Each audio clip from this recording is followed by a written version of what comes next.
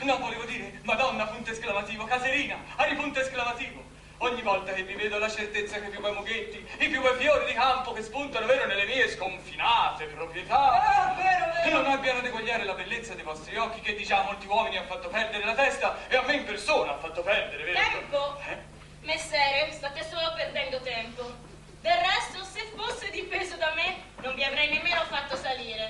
È Madonna Veronica, la mia preoccupata e adorata matrigna, che vi ha annunciato la mia presenza a costi, vero Fiorenza? Vero, vero.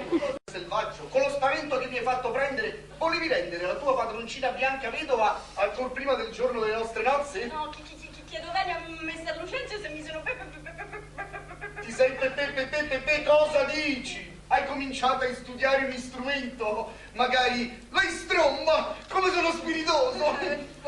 È forte, eh? Forse meglio che stai zitto. Come? No, volevo dire, forse meglio che donna pulita al soffitto. È pieno di crepe e crepano le risate per tutte voi amici sono impazzate. Cosa mi volevi dire? La tua presenza qui... Come dire? Me sputtana. Senti, dai, che pulpito! E quindi? Damos la mano. Me basta poco. Devi sapere che sto diventando l'amante del prete. L'amante del prete, perché? Perché il prete che mi sta vicino casa è comodo, ma così comodo. È un prete a portè. Mo devi sapere. Povero Petruccio, ti compatisco. Povero Lucenzio, ti compiango. Povero Petrisco, ti compatuccio. Povero Luciano, ti compazio. Povero Patrizio. Povero Lucisco. Povero Vetrano. Povero Luciazzo. Povero Stoca. Lucenzio, a me mi sembra di cui ci si stia ringrullendo. Davvero? Eh sì, e dire in giornata come codeste si potrebbe ambedue. Non devi che anche tu, quando vedi una giornata così, pensi subito... Ma certo, ci penso e spero ci pensi anche te. Ma certo, cosa ci può essere di più bello che correre in mezzo ai boschi? Per catturarle. Beh, no, per catturarle proprio no. Sì, l'importante è puntare quella giusta, non darle tregua. Bravo, non darle tregua. Proprio Ai miei occhi, Platone diventa bianca, Aristotele diventa bianca, Anasimene, Anasimandro diventano bianca, tutto diventa bianca. Ma che vuol dire questo? Che soffrite della sindrome della candeggina? Madonna Bianca, vorrei mettervi in bocca ad una tutte le note della nostra musica conosciuta. Vorrei mettere in bocca a tutte e due, ad uno, tutti i tappi per le mie orecchie conosciute. Allora, caro Pedruccio e cara sposa. Mia sofferenza, santità. Sì, lo so. Oh, allora, cari sposi e cari nutili, mi pare, oh. Voi due vi dovete maritare. Sì. Perciò io vi chiedo se volete maritarvi. Sì, sì. Perché in fondo potete maritarvi. Sì. Oh, qui ci vuole un applausino,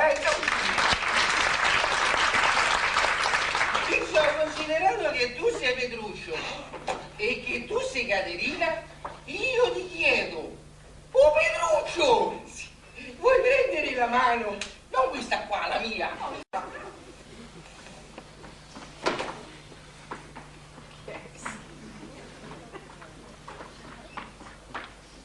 È permesso? Non c'è nessuno? Sono il sarto taglia e cuci? Sono il sarto cuci e taglia? Sono qui per le vesti che deve scegliere Madonna Caterina? È permesso? Non c'è nessuno?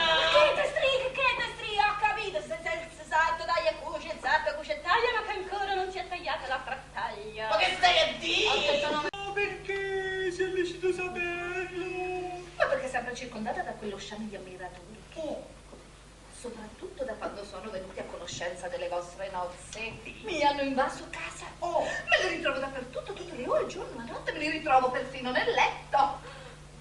Nel letto naturalmente in senso lato. Nel senso, ancora non ha deciso quale lato preferisce.